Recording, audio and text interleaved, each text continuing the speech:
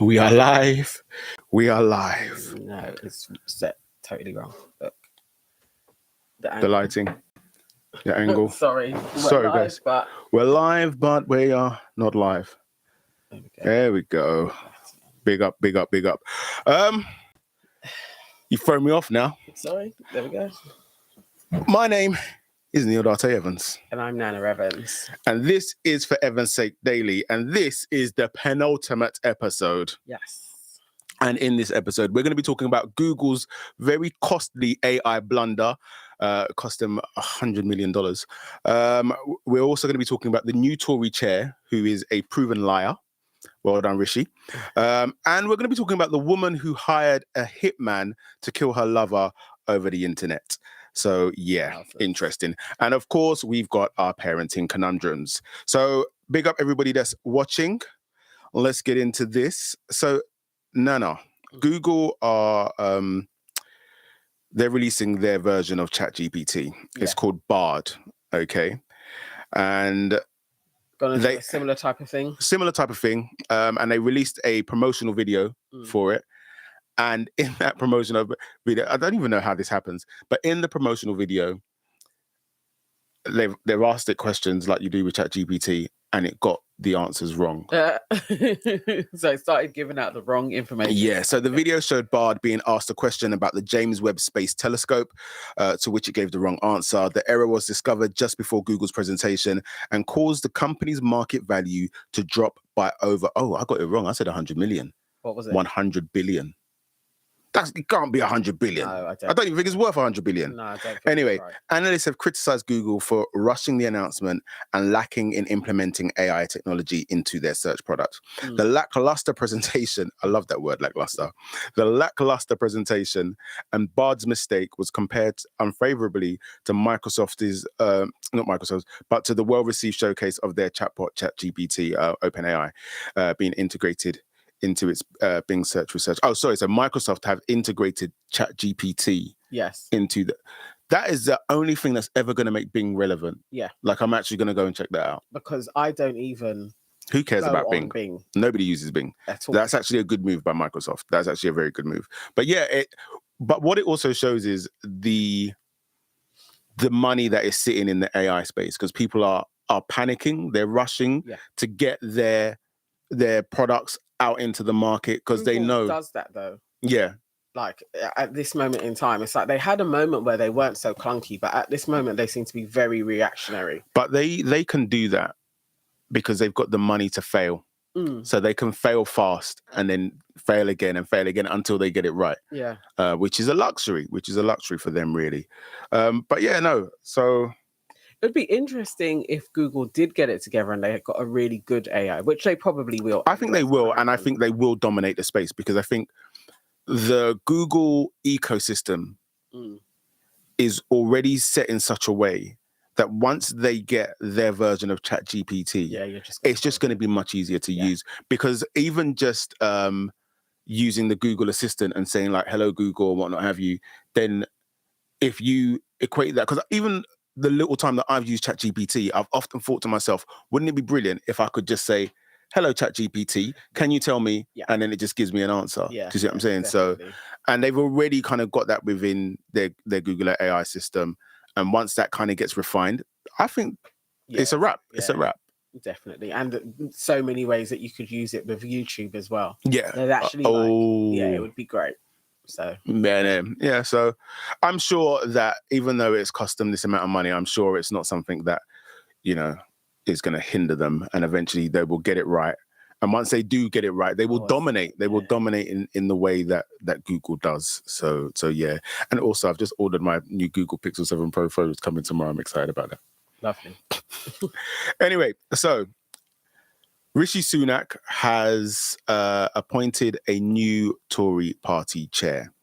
Now, you would have thought with everything that happened with Nadeem Zahawi and the kind of, the thing around him not being truthful to HMRC and whatnot have you, one of the most important traits of the person that you picked into this post would be somebody who was trustworthy, somebody, who could clean up the mess that was I left. would think so. A trustworthy person, somebody with integrity, somebody who people like Mhm.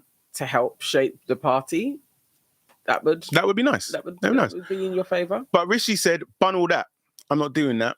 And he has elected MP Lee Anderson to become the deputy chairman of the Conservative Party. Now, for those of you who do not know, it was back in 2019, there was a BBC, I can't remember the name of the show, but there was a BBC reporter out on the streets. There was a by-election happening and Lee Anderson was campaigning. And so they're walking down this designated road and he says to the journalist, "Oh, hang on a minute, I've got to take this call. It's to do with leaflets or something like that." So he takes the call like an idiot. He's still mic'd up. Okay, so they can hear the conversation. And he takes the call. Basically, he calls a friend and says, "Listen, mate, I'm on your road. I'm going to knock on your door. I want you to pretend that you're an ex-Labour voter and that you've had enough of them and you're going to vote for me." Right? So that's what they do. So they go, they knock on the brethren plays his part and whatnot have you. But obviously he gets found out. They play this back. So there's a whole expose on this. Now, the very concerning thing is he actually still went on to win that by-election, which is just says a lot about people anyway. So he went on to win that. So all that does is embolden somebody to be like, look what I can do. Yes. And there's no repercussions. So he did that. Okay, so that before that, nobody had heard of this guy. That's what he's known for. And then more recently, yeah, we spoke about it.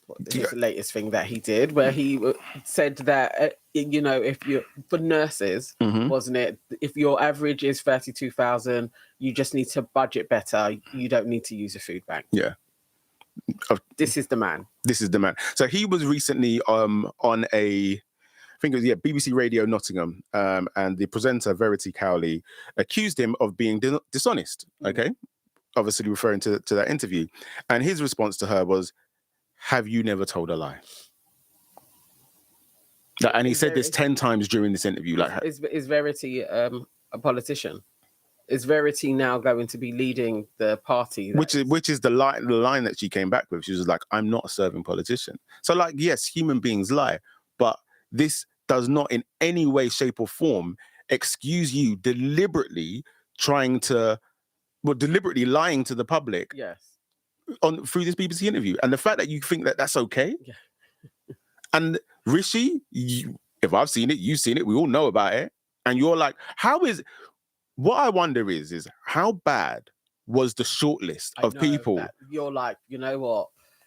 He's the best out of this bunch because this one, well, he's been caught with a prostitute or something. There's like, who knows? Insane. Who else was in there? But yeah. It's a mad choice for him to go on. Also, in the past, Anderson has expressed support for reintroducing the death penalty, which he did in an interview with The Spectator, basically saying, if you kill them, they can't do it again. Oh God! Well, this is what we're dealing with right now. Hopefully this is what we're dealing with right now. For very long, but wow. We'll see. Talking about not being around for very long. This next story, a dude was about to not be around for very long. Yeah. And this is why you guys got to be careful with these workplace romances. So a woman and a man, they work together. I think it was in a Linda McCartney factory. Okay. They, usual flirting, this, that, and the other. And eventually they share a kiss. I don't know what this guy's tongue is made of because after that, it seems like the woman just went crazy and just wanted. Always crazy. So she then becomes infatuated with this man to the point where dude is like, "No, this is a bit too much. I'm finding a new job." And he goes off, He leaves and he finds a new job. For somebody to leave, that is like you're doing a lot. Crazy. Yeah. You're doing a lot. Yeah. So he's in his new job, living his best life. And then one day he turns up and they're like, "Hey, we've got a new staff member." It's the same woman. She went out of her way. So he left without telling anybody anything. So she's found him. Yeah. Stalker. Oh my God, I'd be scared. So she finds him at this new place. And obviously by this time now, her crazies come out. So she's not playing nice anymore. Yeah. All right. So she, in the new workplace, tells his bosses that he's a racist, he's a homophobe, all of these things just to kind of discredit him. Obviously, the employers have to look into it. They look into it and they find that there is no case to answer. I think she then gets dismissed from that job. So now she is on 100, on smoke. Yeah, on absolute smoke. So she decides that the only way forward, the only way that this situation can get resolved is by killing him. Yeah. So her name is Helen Hewlett. She's 44. She lives in Kings Lynn in Norfolk. And she was recently found guilty of soliciting murder after trying to hire a hitman to kill a former work colleague. She placed an order on the dark web for the hit and gave the colleagues personal details, including home and work addresses. And she stated that it must look like an accident. She's been watching too many films. Too much. Hewlett and the colleague had a brief affair when they worked together at the Linda McCartney frozen food factory, and she became infatuated. And followed him to his new job. Where did she get the money from? 17 grand she paid for a deposit. Wow. There's so many things here. It's just like, if you got 17 grand sitting there, right, and you're pissed off with this man, you feel like he's led you up the garden path, surely most people would be like, I'm going to take that 17 grand, I'm going to book myself a holiday, I'm going to go somewhere hot, I'm going to surround myself with lovely men and just do enjoyment. But that's a normal person. She's obviously mad. She's clearly not well. She's clearly not well. I would love to get the details of how they found all of this out as well. And if the hitman is also up on charges for this. Like, this is the... Well, I don't think it got that far, because what happened is that the police intercepted. So I think obviously the police knew about this website on the dark web. So they was already... And so they've seen a payment going to a company associated with it. So now they're like, right, okay, let's... And so they go in, and it's obviously they start tracking her, and they actually see a message. So she sent the deposit, and then she sends a message along with it on the website saying, you know, I've paid the deposit. Like I said, make it look like an accident. The rest is in escrow, blah, blah, blah, this, that, and the other. And I'm just like, you this could dummy. Just be like the biggest scam ever. Oh my gosh. Like, you'll just be, because where are you going to? Who are you reporting me to when you sent me your money? I tried to pay for a hit on this person and they stole my money from me. Like, it's like, this is so stupid. I never thought about that, you know. Oh, good. Yeah, that's a little money maker, isn't it? She is absolutely bonkers. So she deserves to be locked. I feel like it's a good money making scam, because you're stopping people from dying. And you're taking bad people's money. It's like, let's get on this. Let's get on this. It's madness. After the show, I'm going to ask ChatGPT how you set up a website on the dark web. But yeah, so she's crazy. She's been found guilty. Hopefully she gets sentenced and does. She needs a psych assessment. She's not okay. I don't want her just doing like a year and a bit and coming out. Yeah, no. She actually needs to be an award. She's not righted. She is not righted. So... moving on, our parenting conundrum for today. It's from a woman. She is 36-year-old. Mm-hmm. She has 4 kids. 2 of them are over 18. Okay. She has a boyfriend who's 29, who has 2 kids under 5 years old. Okay. Right. Now, she has always said that wherever it is that they are, that she doesn't have plans to stay there. And she always has plans to move back to where it was that she was from originally. Mm-hmm. All right. Job comes up. And she's like, great, I'm going to take this job. Boyfriend's upset because he's like, I can't really come with you, sort of thing. Because he's got his little kids. Yeah. Right. And he's also recently just lost his job, so he doesn't have like a lot of income. Right. But the big thing is that his ex-partner, he has a 50-50 custody order with the partner. But she is the kind of stereotypical bitter, doesn't want the kids. So this woman has actually never met his 2 young kids. Right. Okay, because the moment she came on the scene, like you can't. Yeah, all of that. And so basically, he is upset with her. They got engaged a year ago. Okay. All right. And so but she's telling him, I don't think you should come with me, because you have this issue with your children. Okay, they're young, they need you, and I just need to go and do this. And so he's feeling like very scorned, like, why are you telling me not to come? And obviously we're engaged, so why wouldn't I not come? And so now she wants to know if she is out of order for telling him not to come. Okay. That sounds like she just doesn't want to live with him. I think he should take the hint. Yeah, it seems like a clear. I don't like it's very, to me, like, you're not really picking up what she's throwing down. Yeah. Like her telling you, oh no, go and deal with your kids and and even the fact, obviously I get it because the kids are with the mum, but even the fact that she hasn't met the kids, this should all be alarm bells to you that actually this relationship has run its course. Yeah. And I think she's fair to actually be like, this is a mess. Yeah. As it is. And just if you don't sort it out and then all you're doing is just running away from a mess, basically, it's not going anywhere. So yeah, I think she's in the right in this one. He's got to sort his stuff out with his kids and how that works. Why you're even planning to marry somebody and they haven't met your children yet is a weird one in itself. But to add to that, so there's another part to this, and she says, I love him, but man, oh man, I thought about it. I thought about this every single day for months, and I've been sad. Now I'm mad because he's made a comment about the ring. For context, it was over 5K, and I would have been happy with a $200 ring, but I feel like it's mine and not my fault he didn't get his priorities in check. I'm not saying we're breaking up, but I heard there can be all the love in the world, and long distance just doesn't cut it. You are breaking up with him. She just doesn't want it. She wants to take that ring, chop the ring, take the money, and be done with it, dude. Yeah. This is a bad person. This is a bad person. I mean, there's always the discussion on engagement rings and what that means and who, if it's a gift or if it should go back to the person when the promise of a marriage isn't fulfilled.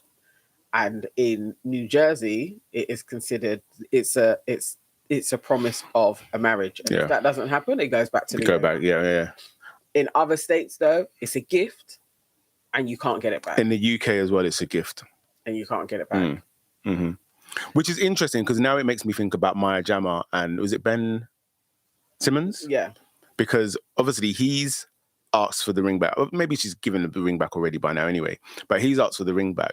But because she's a British citizen and assuming she was in the UK at the time when he asked the ring back, is she obliged to give the ring back? I think it depends on where she was and where. Yeah. Or where were they when I think she was given the ring? In New York.